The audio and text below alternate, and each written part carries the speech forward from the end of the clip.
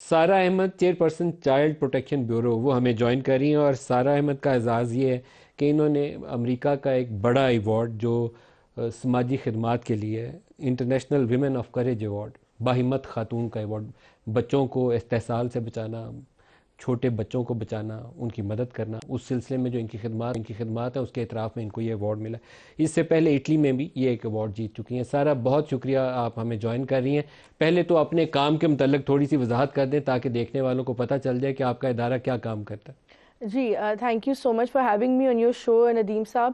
اور بالکل دیکھیں، میں چائلڈ پروٹیکشن ویلفیئر بیورو کو پچھلے 5 سال سے ہیڈ کر رہی ہوں، اور جو یہ ادارہ اس لیے بنایا گیا تھا تاکہ یہ جس طرح بچوں کے خلاف جو جرائم ہوتے ہیں، اور جس طرح چائلڈ بیگری ہے، چائلڈ ابیوز، چائلڈ ٹارچر، اور جو مسنگ بچے نظر آتے ہیں، ہمیں ان کو اس کی ایریڈیکیشن اور بچوں کے حقوق کے تحفظ جو ہے وہ ہو سکے، اس لیے ادارے کو بنایا گیا۔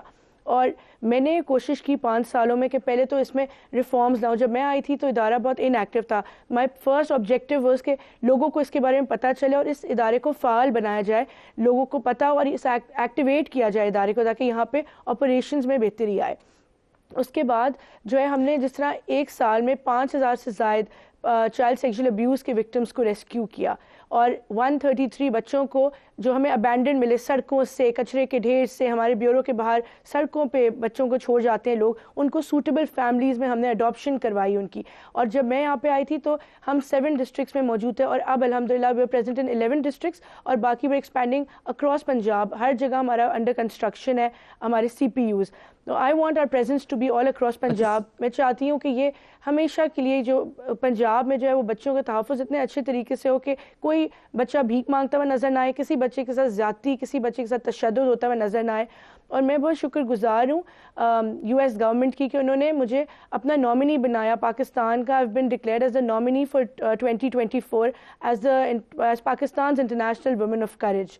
جی اچھا سارا، ایک چیز جو یہ بچیاں گھروں میں کام کرتی ہیں، یہ ایک جج صاحب کے گھر میں بچی کے اوپر تشدد ہوا، سندھ میں ہم نے دیکھا ہے ایک پیر سائیں تھے، ان کے گھر بچی باقاعدہ وہ دنیا سے بیچاری رخصت ہو گئی، اس کے ساتھ اتنا انسانیت سوچ سلوک کیا گیا کہ وہ ٹی وی کے اوپر بیان بھی نہیں کیا جا سکتا۔ اس طرح کے واقعات بہت ہوتے ہیں، تو کوئی ایسا پلان ہے کہ جو بچیاں گھروں میں کام کرتی ہیں اس کے لیے کوئی آرگنائزڈ میکنزم موجود ہو ان کی دیکھ بھال مانیٹرنگ کرنے کا، کہ وہاں کہیں ابیوز تو نہیں ہو رہا، کہیں ظلم تو نہیں ہو رہا، کہیں مارا تو نہیں جا رہا؟ خبر تب باہر آتی ہے جب وہ بچی اس حالت میں نہیں ہوتی کہ زندہ رہ سکے، پھر وہ خبر چلنا شروع ہوتی ہے۔ کیا اس سے پہلے ہم کچھ پریمپٹیو کچھ کر سکتے ہیں؟ جی بالکل، آپ نے یو رائٹلی مینشن، جیسا آپ نے رضوانہ کیس کا مینشن کیا، اینڈ فاطمہ فریرو کا سندھ میں جس کی ڈیتھ ہو گئی، اور رضوانہ کو تو میں نے ڈیتھ بیڈ پہ دیکھا تھا آج سے تقریباً 6 ماہ پہلے، اور اب جو ہے وہ الحمدللہ she is living in my bureau, and وہ ایجوکیشن اس کو حاصل وہ کر رہی ہے، اور وہ بچ گئی اور ہم اس کو بچا سکے الحمدللہ۔ تو اس چیزوں کا آف کورس ان کے ایک پرو ایکٹیو اپروچ ہونی چاہیے۔